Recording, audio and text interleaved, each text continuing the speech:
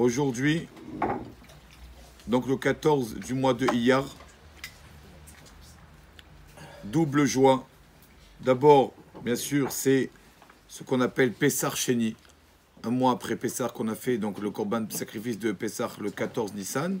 Donc aujourd'hui, 14 Iyar. Tout le monde sait que ce jour-là, donc on appelle Pessar Sheni, deuxième Pessar pour les personnes qui n'ont pas pu faire le premier sacrifice, le Korban Pessar pour le premier Pessar. Alors on a eu un rattrapage. Aujourd'hui, c'est un jour de rattrapage. Ils ont refait un sacrifice le 14 Iyar comme aujourd'hui. Donc c'est maintenant de nos jours aussi, c'est encore d'actualité. Akadosh Baruch Hu nous dit un rattrapage, tu peux encore te rattraper. Comme on a dit hier, que Rabbi Shimon Bar Yochai nous dit que les portes du ciel s'ouvrent pendant 7 jours à partir d'aujourd'hui. Deuxième, donc c'est pour ça qu'aujourd'hui, on a l'habitude de manger un morceau de matzah. Manger de la matzah. Comment on fait? La matzah, on sait qu'il y a un peu, c'est un peu problématique.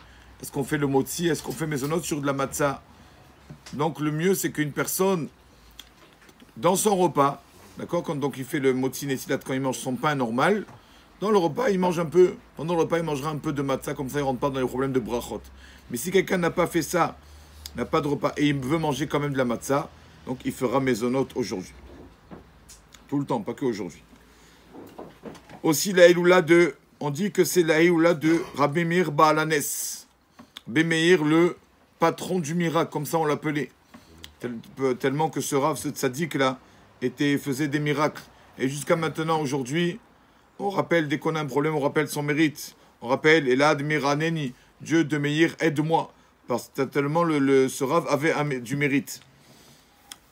Tout le monde connaît l'histoire du Rav de Rabbi Meir. Son Rav, c'était Elisha ben Avouya. Et un jour, son Rav a complètement abandonné le chemin de la Torah. Et son Rav est tombé malade. Mais Rabbi Meir, l'élève qui reste quand même dans la Torah. Et le Rav est tombé malade. On est venu voir Rabbi Meir, on lui a dit, Rabbi, ton Rav qui t'a appris la Torah, c'est vrai que bon, il a complètement tout abandonné. Il est malade. On pense que c'est ses derniers moments. Alors Rabbi Meir est allé le voir. Alors Rabbi Meir lui a dit, Rabbi, ça y est, c'est bientôt la fin, fais teshuva. Alors le Rav Elisha qui lui a dit, mais tu crois que si je fais teshuva, on va accepter ma teshuva? Il lui a dit, bien sûr, Tachev Enosh Addaka. C'est marqué jusqu'au dernier moment, jusqu'au dernier moment, les personnes peuvent faire teshuva. Même jusqu'à son dernier souffle, si avant le dernier souffle il a fait teshuva, Hachem accepte sa teshuva. Alors, à ce moment-là, Elisha, le Rav de Rabbi Meir, se met à pleurer, et il est mort comme ça, avec ses larmes. Alors Rabbi Meir a dit, ah, bon, on dirait qu'il a fait teshuva, puisqu'il a pleuré, peut-être qu'il a regretté tout le mal qu'il a fait dans sa vie, qu'il a dévié de la Torah complètement, donc sûrement, il est mort avec de la teshuva, je suis content, je suis apaisé. Et quand l'âme de son Rav, donc Elisha ben Avouya, est arrivée dans le tribunal céleste, on a voulu le juger, on a dit impossible de le juger. Impossible de le mettre en enfer, pourquoi? Parce que c'est une personne qui a étudié la Torah, Elisha ben Avouya. Donc quelqu'un, il a étudié la Torah, c'est l'arme la plus forte. Donc on ne peut pas le mettre dans le Gehinam. Il a étudié la Torah. Mais on ne peut pas le mettre à l'amener au monde futur, au Gan Eden, parce qu'aussi il a fauté. Comment on fait?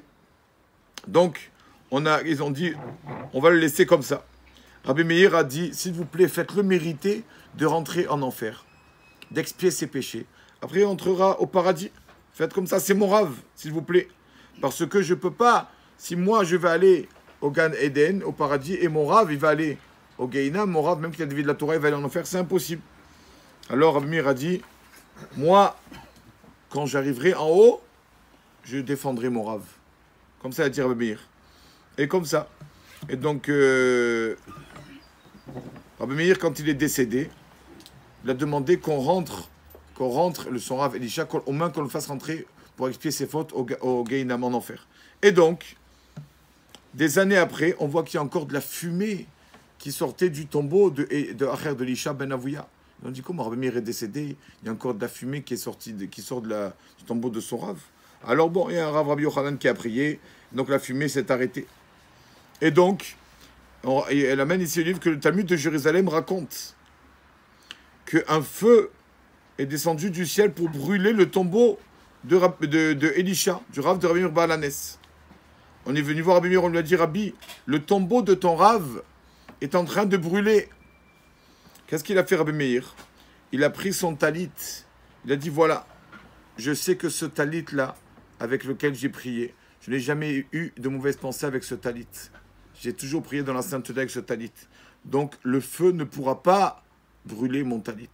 Qu'est-ce qu'il a fait? Il a pris son talit, il l'a mis sur le tombeau de son rave, et donc le feu s'est arrêté. Et il a dit, voilà, il a dit, quand moi j'arriverai dans le monde futur, c'est moi qui prendra et qui amènera mon rave Elisha, je l'amènerai au paradis. Alors on lui a demandé, Rabbi Meir Balanès, dis-nous Rabbi Meir, quand tu vas arriver devant le tribunal céleste, on va te demander qui tu veux voir d'abord. Est-ce que tu vas dire que tu veux voir d'abord ton père ou ton rave Elisha ben Avouya? Ton père, c'est ton père, mais ton rave, c'est vrai qu'il a appris la Torah, mais ton rave, il l'a complètement dévié à la fin de sa vie. Il leur a dit, avant tout, quand j'arriverai devant le tribunal céleste, même pas je parle à personne. D'abord, je vais voir Elisha ben Avouya, mon rave, je le sors de l'enfer. Après, j'irai voir mon père. D'abord, je m'occupe de mon rave. Ils lui ont dit, comment on va te laisser, tu crois qu'on va te laisser comme ça, aller sauver ton rave Elisha?